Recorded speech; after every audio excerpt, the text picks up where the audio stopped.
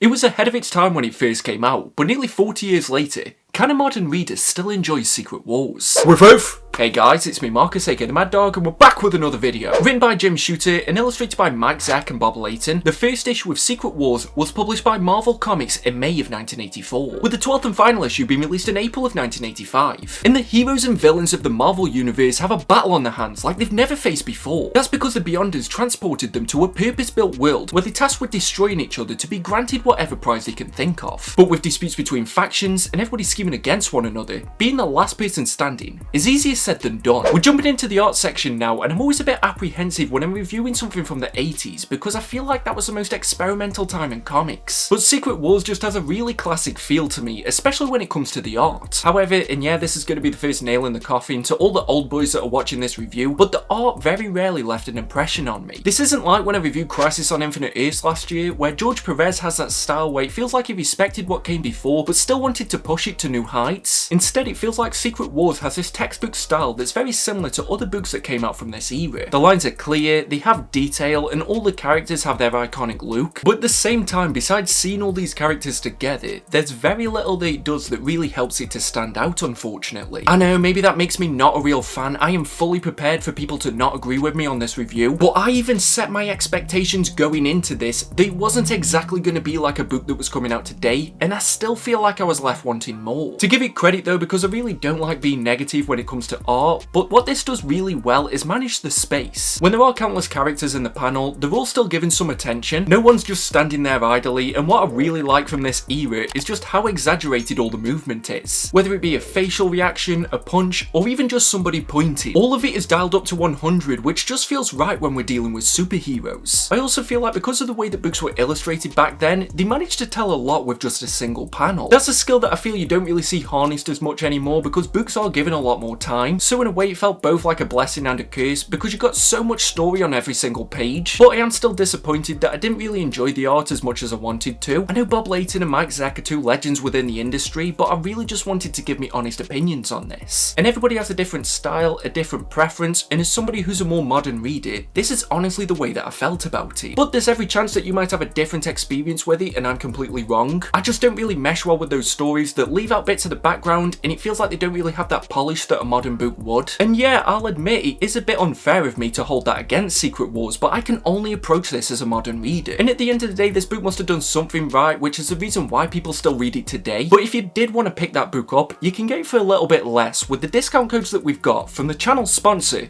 Organic Price Books. They've got great packaging, fast shipping, and amazing customer services, and if you use code WOOFWOOF, you'll get $2 off your order. And if you're ordering 3 or more books and you want them to be delivered together, make sure you use code WOOFWOOF, ship it together for 5% off your entire order. Don't worry, you can just copy and paste them from the description down below and you can use these codes as many times as you like. Jumping into the story now, and I can't lie, I was quite hyped going into this one. When I knew I was doing the season of events again, I made sure that this was the first Marvel book, and despite knowing that it was mid-80s writing, which is something that I know I don't really connect with, there's just this alluring presence that this title has because of its premise. It feels like a writer's sandbox, being given access to all the heroes and villains at Marvel's disposal, without the need to worry about any of it changing the Earth too much. Combine that with a really iconic cover, and how can I not expect this to be some kind of balls-to-the-wall non-stop action train? However, it did take a few issues for anything to really grip me, if I'm being honest. Although the concept is laid out quite early on, Secret Wars feels a bit aimless until it gets to the midpoint. There's cool moments, don't get me wrong, like the issue where all the heroes are buried alive and they try and pool all the resources so that they can find a way out. I can't lie, I really enjoyed that one. But other than that, when this was starting out, it really felt like a bit of a chore. And I feel like I'm getting a bit of a taste of my own medicine because do you remember a few videos ago when I said that I wish I could read a book that doesn't just hit the ground running? Well, I meant that as a joke and I didn't want it to take up half the book. And again, it seems like there's no pleasing me because in my last review of Flashpoint I said that it didn't feel like there was enough issues to really tell the story that you wanted to. And then in this one I'm saying that there's too many issues and it felt like a drag. But I do feel like there's a sweet spot and it's really dependent on the story that you're trying to tell. And I feel like in the 80s, something being a 12-issue maxi series meant that you had to pay attention to it. It kind of feels like the the comic equivalent when they're trying to tell you how good a movie is, but all they do is tell you how long the standing ovation is. Like, is that length of reflection on quality?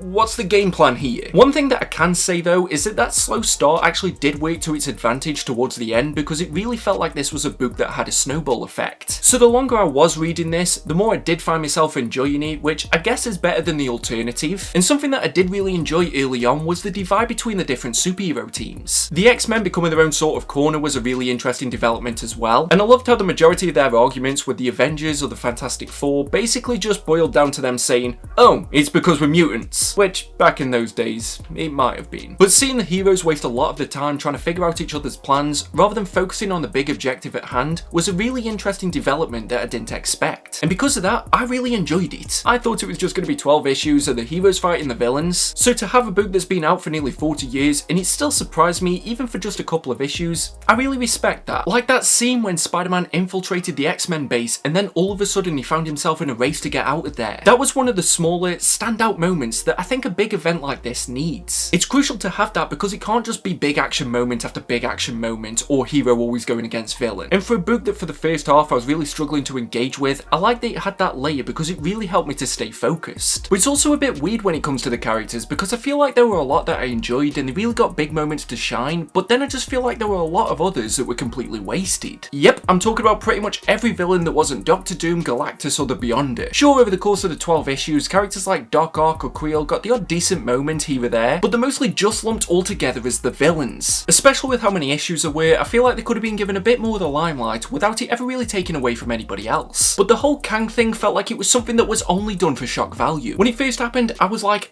damn, they aren't playing around in Secret Wars, everybody's at risk. But then a couple of issues later, I realised that that was quite short-lived and there's not really much point to it. However, what it does lack with some of the villains, it more than makes up for with Doctor Doom, which is kind of easy to do considering how fascinating of a character he is. And I loved how his arc felt like it'd been building from the start all the way up until the final issue. But at the same time, it never lost focus on who his character is. He established very early on that he knew he was on a different level from everyone else, was more than willing to manipulate the other villains to get what he wanted, and was just everything that I'd expect from his character. And even though it might sound like some aspects of this book really disappointed me, Doctor Doom was definitely not one of them. If anything, I'll remember Secret Wars more for what Doctor Doom does than the Beyonder. And he was involved in another one of the smaller moments that I really enjoyed towards the end of the book, which was after Doctor Doom had done a power play and all the heroes are walking off with a bit of a defeated mindset, but Captain America stays behind so that he can have a word with him. It wasn't just some stereotypical fight as soon as they saw each other, but there was still a lot of tension there. And for me, it kind of felt like when you watch a really respectful UFC press conference, because you know them two fighting is an inevitability. But for once, you just got to see the hero and villains speaking to each other on a different level, and this is a combination that you often don't get to see face to face. Galactus was another one that got an interesting turn because he pretty much splintered away from everybody at the beginning, and I like that it meant for a moment the heroes and villains were fighting on the same side because he had this common enemy. And if there's one character that you can do that with, it's gonna be the World Eater. Speaking of which, Battleworld was quite a unique setting, but I felt like we barely saw any of it. There were the bases of the different factions, a mountain that Galactus stood on, a mountain that got thrown at the Avengers, and then Zsaji's village. And fair warning, I don't know if I'm pronouncing the name correctly. In a way, it's cool because you got the sense that there was more that we could have explored and we didn't see everything that was on this planet. But again, had the time been used a bit differently, I feel like we could have seen more of what this planet had to offer. But at the same time, if I felt like I would have seen everything that was on this planet, would I be sitting here and saying that it felt like a fully realised world? It's like how our world's so big, and if you're from the EU, you might want an EU-based comic book shop that gives you free shipping and free gifts with every order and different payment options. In which case, I'd definitely recommend checking out Comics Bugle. There's a link in the description. And it's weird as I'm going through this review because if I'm honest, I don't think I'm going to be rushing to come back and read Secret Wars again, but there is still a lot that I enjoyed about it, and a lot of that is mostly character moments. Because if we're being real, this was solely created so that the biggest characters over at Marvel Comics could all be in the same series together. It was all about the characters from the beginning, and it may not have been the case from the villain side, but the heroes in this all got a moment to shine. Pretty much everything Cap did felt iconic, and I love that even with all these different teams and big egos, they all knew that he was a leader. The Fantastic Three were great as well, and Reed, despite the fact that he was guilty of the endless stream of incomprehensible big words that I spoke about when I reviewed the Hickman Fantastic Four run, was good as the logical anchor for this team that they could all turn to formulate a plan. And it's interesting that I mentioned Hickman's FF run because it was a storyline involving the Thing where he reverted back to his human form. And sure, I know that's something Ben's always wanted ever since he's undergone this transformation that he never asked for, but it's a storyline that often seems to keep cropping up. top. And I felt like it gave weight to Hickman's story because he'd been going on this journey since the 80s to try and discover a cure for what he's got. I guess that just leaves Johnny, who looked like he was going to be having this love story with Zsaji, but then Colossus just swooped in and stole the whole thing. That was an interesting angle, even though I do feel like it kept treading a lot of the same water by just going, I love Kitty, but now I love Zsaji, and didn't really move much further past that. And it felt like it was going in this direction, but then they abandoned it, but I really could have got behind this love triangle between Johnny, Zsaji, and Colossus. Then, of course, there's Spider-Man, who does get a few key moments beyond just getting the symbiote suit. And it's funny as well because you think about how important that design is to the legacy of Spider-Man and the creation of Venom, but Peter literally just sticks his hand in a mystery machine, and that's how it all began. Can I count Magneto as a hero in this? That's the reason I deliberately left him out of the villain talk. But this book makes it clear why he's such a great character if there was ever any doubt before it. People who don't read comics often seem to get this confused, but he's not doing something just to be evil or because he hates Charles. He has a cause that he's always working towards. And I love that on Battleworld he realised that siding with the X-Men worked better towards his purpose than if he joined the villains. And one last character moment that I wanted to highlight was in issue 10, when Wolverine questions Cap on how he feels knowing that he protects people that hates mutants. Like, don't get me wrong, I enjoyed for the most part how Secret Wars wasn't bogged down with the continuity that was happening at the time, except for the stuff that it couldn't escape, like Sue being pregnant, but still remained true to the core parts of the continuity, such as the prejudice towards mutants, but also Captain America's dedication to protecting those that need it. And I wish that debates like this would have been more prevalent throughout the series, but you can't look a gift horse in the mouth, so I'm really happy with what we got. Now, I'm reluctant to say that I enjoyed this moment, but it was really shocking how brutal the beating of She-Hulk was. And I'm not even going to diminish it with it for the time it was coming out. Maybe it is me chivalry showing, but the villains just did not give her a moment to breathe. Whereas I'll be playing Spider-Man on PS5 and there'll be 2 guys shooting rockets at me, 8 guys with tendrils that'll slam me into the ground the second that my foot leaves it, 6 Kingpin clones, and at least 8 other people that are shooting me, and I'll just be sat there and going, yeah, this isn't violent at all, which leads me to assume that it must have been a success in Secret Wars writing. However, I did find myself wishing that this would have had a few more funny moments, not to the MCU level where pretty much every other line's some kind of quip, but at least just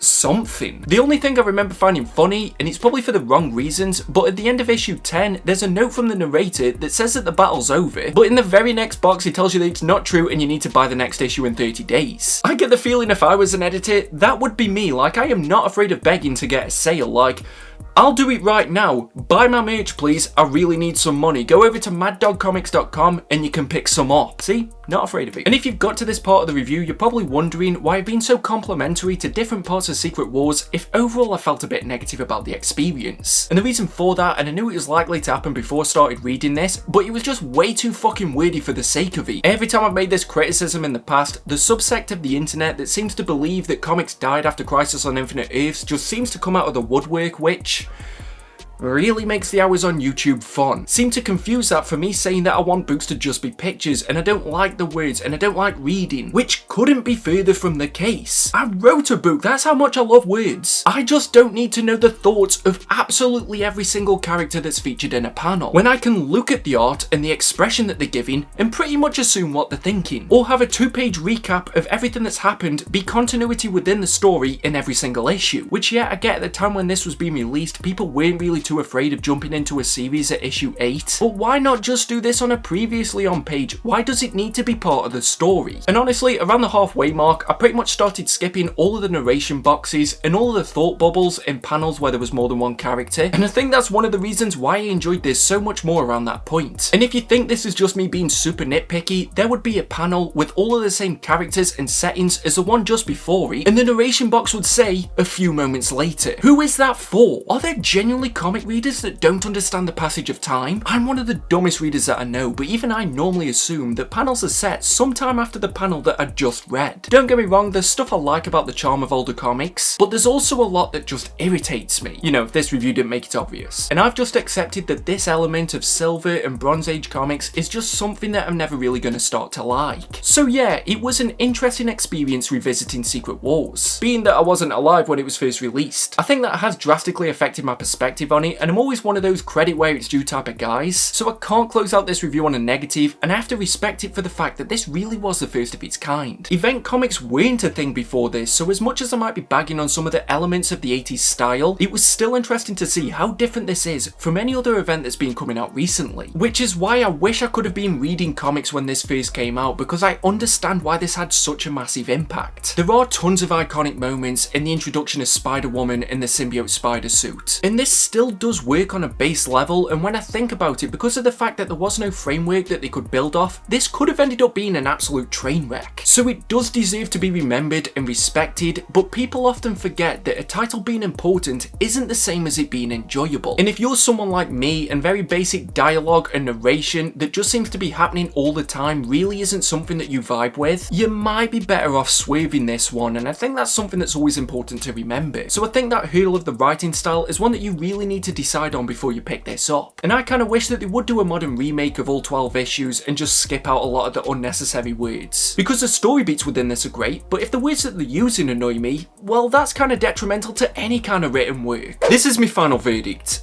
And events aren't what they used to be, and Secret Wars is a prime example of that. Just compare it to the Hickman event of the same name, and you'll see that Jim Shooter's title needed at least 10 tie-in series, countless crossovers, and to reshape the entire Marvel universe by the time it's finished. Yet despite it being cleaner than the events that would come out today, it still felt like it was missing something. In a way, it was interesting to read this to see just how far the industry's progressed. There is a fun concept here that did develop the longer the story went on, and for the first time it brought together the biggest heroes and villains to tell a story unlike anything that had come before it. So its importance in Marvel history can't be understated. However, I can't go back in time, and as much as somebody who grew up reading this might hate me for saying it, the dialogue is clunky and it feels like it's written for somebody who can't see what's happening on the page. And unfortunately, it just hasn't aged as well as other titles from this decade. If you want a throwback to a simpler time where the heroes are going against the villains because it's just a thing that needs doing, then you need to jump straight into this. But if you're like me and you were wanting something a bit deeper than that, then you're probably going to be a bit disappointed and left wanting more. And if I had to sum up Secret Wars in one sentence,